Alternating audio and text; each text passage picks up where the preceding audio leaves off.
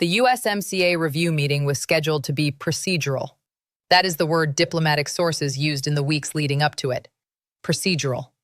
A routine check-in, mandated by the agreement's 6-year review clause, where trade ministers from 3 countries exchange pleasantries, confirm the agreement is functioning, and schedule another meeting in another 2 years. What happened instead has been described by a senior American trade official, speaking anonymously to the Financial Times, as, quote, the most uncomfortable trade meeting the United States has sat in since the original NAFTA renegotiation. Canada walked into that room with a 23-page document, not a list of complaints, a list of demands. Backed by $42 billion in alternative trade frameworks already signed, backed by $63 billion in Chinese infrastructure investment already committed in the Gulf, backed by a Japanese critical minerals agreement already operational, backed by a legal opinion about 47 Chinese EVs that is sitting on every American auto executive's desk.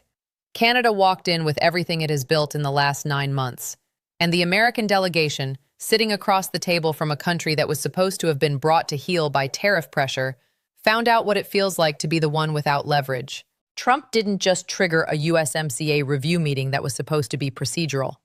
Trump didn't just spend 9 months applying tariff pressure to a country that used every month of that pressure to build alternative partnerships, alternative revenue streams, and alternative legal mechanisms. Trump handed Mark Carney 9 months of documented American hostility, documented in tariff schedules, in annexation rhetoric, in Rose Garden ceremonies that didn't mention Canada's concerns, and that documentation became Canada's opening argument in the most consequential trade negotiation on the North American continent. He planned for Canada to arrive at the review table weakened, dependent, and ready to concede. He got a 23-page document from a country that no longer needs the concessions it used to need. And in the gap between the Canada that walked into this meeting 9 months ago and the Canada that walked in today, the leverage equation of North American trade has been permanently rebalanced, and rebalanced in ways that the American economy is now going to feel for years. In the next few minutes, I am going to show you exactly what happened in that meeting room, what the 23-page document contains, and why the specific demands Canada put on the table represent the most significant restructuring of North American trade terms since NAFTA was replaced. I am going to walk you through the documented sequence of how Canada accumulated the leverage it walked in with, because it did not happen overnight, and every chapter of this series has been tracking a piece of how it was built. And I am going to tell you why the world you are waking up in today is measurably different from the one you woke up in before that meeting. Because the trade architecture of the next decade is being decided in a room where America no longer controls the terms. Imagine you are a card player. 9 months ago, you sat down at the table with more chips than anyone else. You played aggressively, raised early, bet big, pushed the other players around. One of those players, instead of folding, quietly left the table between hands, found 3 other games to play simultaneously, built a side income that now exceeds what they were winning from you, and came back to the table with a stack that matches yours. Except now they don't need to win this game anymore. They are playing with house money. The most dangerous player at a poker table is not the one with the most chips. It is the one who no longer needs the chips to survive.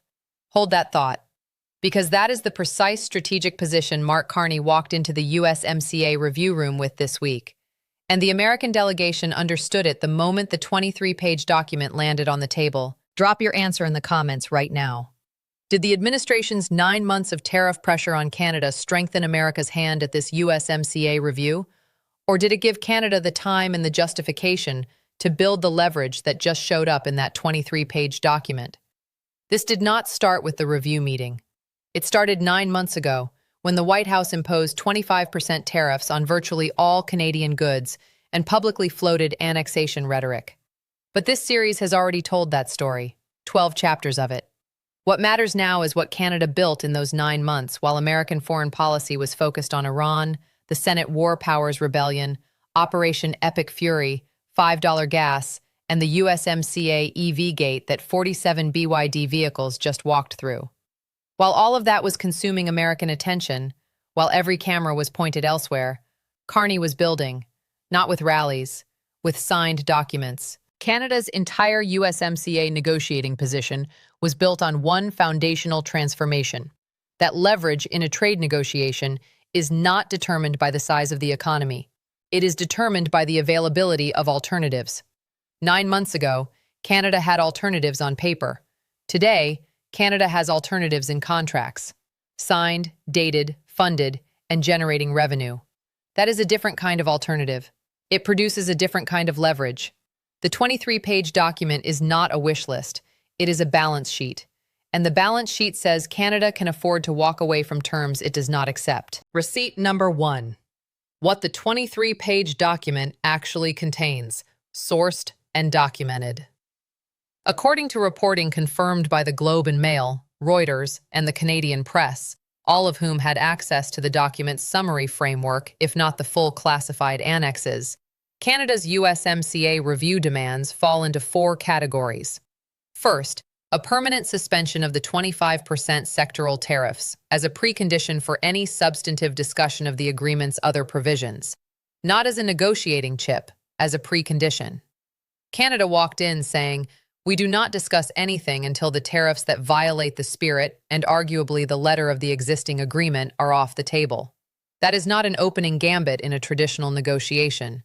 That is a statement that Canada has enough alternatives that it can afford to walk out if the precondition is not met. Second, a formal amendment to the USMCA's energy chapter recognizing Canadian energy sovereignty. Specifically, language that prevents any future American administration from using tariff or trade mechanisms as leverage against Canadian energy exports without triggering the agreement's dispute resolution process and full compensation provisions. Third, a resolution mechanism for the USMCA's EV resale provision, but one drafted by Canada, not the United States, that preserves Canadian flexibility to import vehicles at Canadian tariff rates rather than simply closing the gate that Canadian trade attorneys documented. And fourth, and this is the one that produced the extended silence in the room, according to the Financial Times source, a formal acknowledgement in the agreement's preamble that the parties are sovereign equals, and that no party shall publicly characterize another party's territory as subject to potential political or administrative absorption. In plain language, Canada is asking the United States to put in writing that the annexation rhetoric was out of bounds, and Canada is asking for it as a condition of the review's continuation. Now stop right there. No trade agreement in modern history has included a sovereignty acknowledgement clause specifically negotiated in response to rhetoric from a signatory's head of government. Canada is not just negotiating trade terms, Canada is negotiating the terms of the relationship itself. And it walked in with enough leverage to make that demand without blinking. Receipt number 2. The American delegation's response, and the specific moment that changed the room. Here is the part that should make your blood boil. The American trade team arrived at the USMCA review with a prepared agenda that did not include Canadian preconditions. It included American priorities: strengthened rules of origin for automotive components, tighter enforcement of Mexican labor provisions, and, this is the item that now looks almost absurd in context, new language restricting Canadian trade partnerships with non-USMCA countries that could serve as conduits for third-party goods into the American market. The EV gate provision. The administration arrived to negotiate closing the gate it forgot to close in the first term, not knowing that Canada's 23-page document was going to arrive first. According to the Financial Times source, and confirmed in general terms by a Canadian government spokesperson, the moment the 23-page document was placed on the table and the American lead negotiator was given time to read the precondition clause, the tariff suspension, before any substantive discussion, the meeting effectively paused. Not adjourned, paused. For 45 minutes, during which the Canadian delegation sat quietly and the American delegation made phone calls back to Washington. 45 minutes of phone calls while Canada sat quietly. The government told you the tariff pressure had strengthened America's hand. Then we watched America's trade delegation pause a major treaty review for 45 minutes of emergency phone calls while Canada sat at the table with its 23-page document and waited. That is not a strong hand. That is a hand that did not expect the cards it was dealt. If this is finally putting the complete picture together, 9 months of this series, from the first Canada script to this one, from Carney's initial pivot through the coalition building, through the EV gate to this room, in a way that makes the full arc visible and the current stakes undeniable, you are ahead of virtually everyone trying to understand what just happened. Hit subscribe right now, because the next 48 hours of this negotiation will produce either a response document from the American delegation or an adjournment. And either outcome has immediate consequences for the trade architecture that governs the North American economy. Now compare the posture the administration brought to that room to what Canada's document revealed about who actually prepared for this meeting. The U.S. Trade Representative issued a statement after the meeting, and this is a direct quote from the official release. The United States entered today's USMCA review committed to a strong, balanced, and reciprocal trade relationship with Canada and Mexico. We look forward to productive discussions. He described a meeting that produced 45 minutes of emergency phone calls as one he looks forward to continuing. A Canadian Trade Ministry spokesperson was asked whether Canada's preconditions were negotiable or fixed. The response was, "Canada's position reflects 9 months of considered preparation and the full weight of Canada's current trade relationships. We are prepared to be patient." Prepared to be patient. That is what leverage sounds like from the side of the table that has alternatives.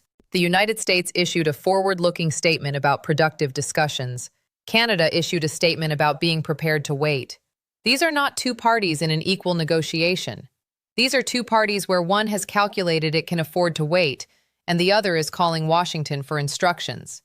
The side calling Washington is not the one with leverage. Here is the part that should keep every American policymaker, every trade lawyer, and every person whose economic future depends on the stability of North American supply chains awake tonight. Receipt number 3. The specific leverage Canada walked in with, and why it is structurally different from anything Canada has had in any prior USMCA negotiation. This series has documented each piece individually.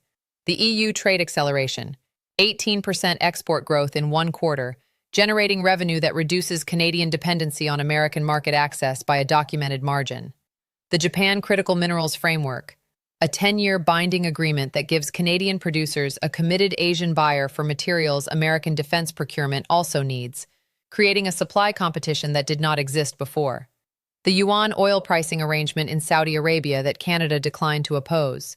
The $63 billion Chinese infrastructure investment in the Gulf, the British bilateral framework, the Indian free trade negotiations, and the USMCA EV gate, 47 vehicles, and a legal opinion that gives Canada a mechanism to route Chinese manufactured goods into the American market that the United States cannot close without Canada's cooperation in a renegotiation. Canada is under no pressure to complete quickly.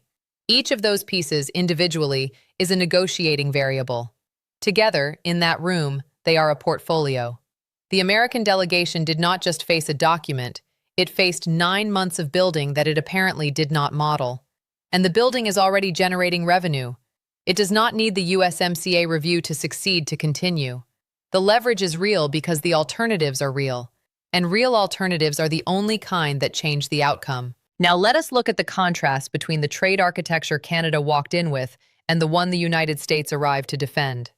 Canada came with signed contracts. The United States came with a prepared agenda. Canada came with $42 billion in alternative trade frameworks. The United States came with talking points about reciprocal relationships. Canada came with a precondition. The United States came with priorities. Canada came prepared to wait. The United States came to negotiate on a timeline. Canada has revenue from the EU. Canada has a partner in Japan. Canada has a mechanism in the USMCA gate. Canada has a patient prime minister who used to run the Bank of England. The United States has a 4-seat House majority, $5 gas, $14 billion a month in Iran costs, a Senate war powers standoff, and a trade team that spent 45 minutes on emergency phone calls while Canada sat quietly. One side built for 9 months. The other side managed 9 crises. The difference between building and managing is now sitting in a document on the table. There is one image from this week that captures the entire arc of this series. 2 delegations in a conference room. One side with a 23-page document, a patient spokesperson, and the phrase, "prepared to be patient." The other side with a prepared agenda that was irrelevant before the first page was turned, and 45 minutes of phone calls back to the building that started this 9 months ago with the word annexation. One side planned for this room. The other side did not expect this room. One side is looking at the next decade. The other side is calling Washington. Both sides are sitting at the same table. Only one of them brought leverage. So what does this mean for you? Not for trade lawyers, for the person watching this. If you work in the American auto industry, in any of the plants, any of the supplier networks, any of the communities whose economic foundation is tied to automotive manufacturing, here is the specific mechanism by which the USMCA review outcome reaches your job. The American delegation arrived to negotiate closing the EV gate that 47 BYD vehicles walked through last week. Canada's 23-page document contains a counterproposal on the EV provision, one drafted by Canada, that preserves Canadian flexibility to import Chinese vehicles at Canadian rates rather than simply closing the mechanism. The American delegation cannot close that gate without Canada's agreement. Canada's agreement is now linked to a broader package that includes tariff suspension and sovereignty acknowledgement. The EV gate does not close until the full package moves. The full package does not move on America's preferred timeline because Canada is prepared to wait. And while the package sits in negotiation, while the timeline extends from weeks to months to potentially the year-plus that trade renegotiations historically require, the 12-month USMCA resale clock for the 47 test case vehicles keeps running. More shipments arrive. More legal opinions get tested. The distribution infrastructure gets more established. Your job is protected by a gate that is only closed by a deal that the other side is under no pressure to complete. If you hold retirement savings in any manufacturing equity that crosses the Canadian border, auto, steel, industrial components, here is the investment timeline reality. Contested USMCA reviews with preconditions have historically taken between 8 and 26 months to resolve. In that window, every supply chain crossing the Canadian border operates under uncertainty about its future governing terms. Uncertainty is priced before outcomes arrive, in inventory buffer costs, in deferred capital investment, in procurement decisions that seek domestic or third-country alternatives to reduce USMCA exposure. The market does not wait for outcomes. It prices process. And the process just got longer and more uncertain than anyone expected when they scheduled a procedural meeting. If you pay attention to energy costs, and after $5 gas, you do, here is the energy chapter mechanism that Canada put on the table and what it means for your utility bill and your heating costs. The USMCA energy chapter amendment that Canada is demanding, the one that would require full dispute resolution and compensation before any American administration can use tariffs against Canadian energy exports, is not just a legal protection for Canada. It is a constraint on American energy policy flexibility. Canadian crude oil currently supplies more than 40% of American refinery throughput in the Midwest. Quebec and Ontario hydroelectric power serves a significant portion of the American Northeast's electricity grid. If the new energy chapter language passes in the form Canada proposed, the American government's ability to use energy trade as a lever in any future dispute with Canada is formally constrained by an international agreement with binding dispute resolution. That is a durable, structural change to American energy sovereignty, permanent in treaty form, surviving future administrations, that was put on the table as a Canadian demand in a USMCA review meeting that was supposed to be procedural. The administration that started this series by imposing tariffs on Canadian energy exports may end it by signing a treaty that prevents any future administration from doing the same. That outcome was not in any American planning document. It is in Canada's 23 pages. If you live and vote in Michigan, Ohio, Indiana, Pennsylvania, or Wisconsin, here is the electoral mechanism. The USMCA governs the supply chains that employ the workers in your community. Every provision that changes, every leverage concession the American delegation makes to meet Canada's preconditions, every sovereignty clause, every energy chapter restriction, affects the competitive terms under which those workers operate. The administration that ran on protecting American workers through aggressive trade policy is now in a negotiation where the aggressive trade policy created the conditions under which those workers' protection depends on concessions to the country the aggressive trade policy was directed at. The workers were not at the table when the tariffs were imposed. They are not at the table now. The outcomes of what is happening at that table will arrive at their job sites and their ballot choices in November 2026. The administration is describing productive discussions and a strong, reciprocal relationship. Canada's spokesperson is describing 9 months of preparation and a willingness to be patient. The 23-page document is on the table. The 45 minutes of emergency phone calls are in the record. The EV gate is open. The prepared agenda the Americans brought to a meeting they expected to be procedural is irrelevant. And the document is waiting for a response that Washington is still formulating. Here is the hard truth.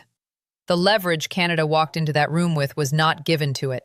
It was built, deliberately, methodically, in direct response to pressure designed to prevent exactly this kind of building. The tariffs were supposed to create dependency. They created urgency.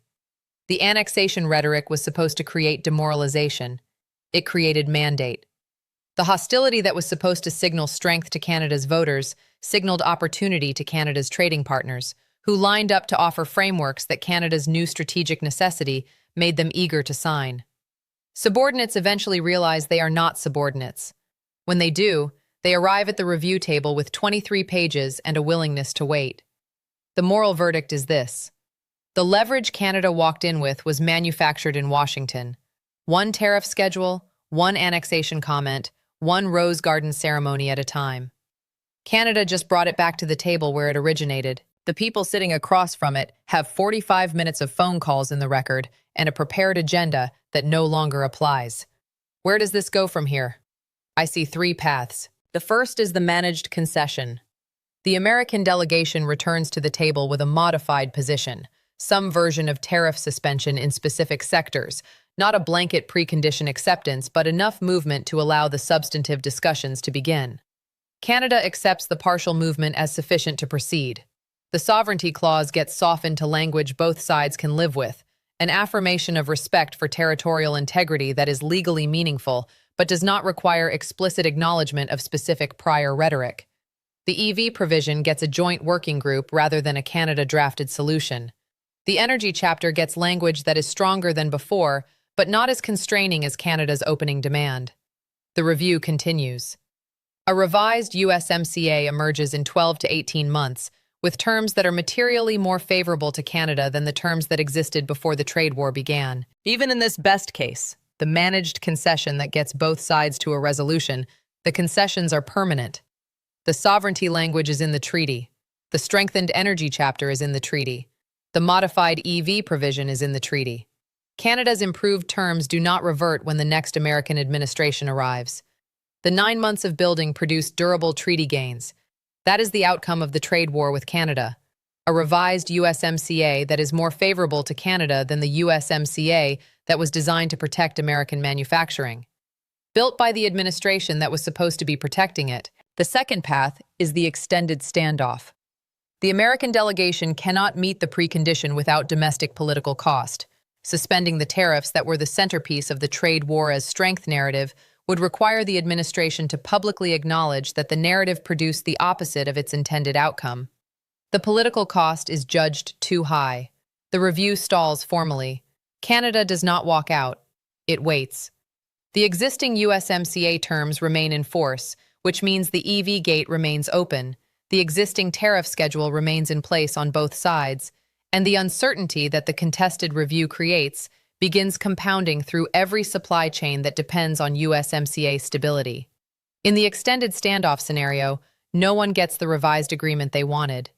Canada gets stability with its existing leverage intact. The United States gets stability with a contested relationship, an open EV gate, and a Canadian partner that has proven it can build alternative revenue fast enough to not need the negotiation to go well. The standoff does not produce a crisis.